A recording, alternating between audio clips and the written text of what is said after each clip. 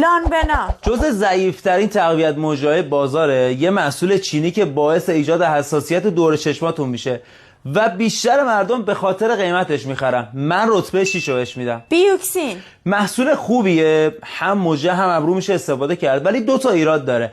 اولش اینه که به مرور زمان دور چشمتون رو سیاه میکنه و دومیش هم حجم کمشه. من رتبه 5 بهش میدم. سریتا محصول خیلی با کیفیتیه و خیلی سریع هم نتیجهشو میبینی ها، ولی به محض اینکه قطع میکنی هر چی موجهایی که در اومده بوده رو باید باش خداحافظی کنی. من رتبه 4 بهش میدم. ماوالا تقویت کننده خیلی خوبیه، باعث رشد بسیار موجه و ابروهاتون میشه، ولی ایرادی که داره اولش وقتی میخوای استفاده کنی دوچار ریزش موجه میشی و ایراد بعدیش هم یه مقدار بوش اذیتت میکنه. من رتبه 3 بهش میدم. اوردینری خیلی خیلی با کیفیت و تاثیرگذاره، رشد قدی موجهات رو چند برابر میکنه و باعث پرپشتر شدن ابروهات میشه، ولی متاسفانه فیکش خیلی زیاده و حجمش هم یه مقدار کمه. به خاطر همین رتبه 2 بهش میدم. سیپوری پرطرفدارترین و محبوبترین تقویت کننده موجه و ابرو دنیا همین برند سیپوریه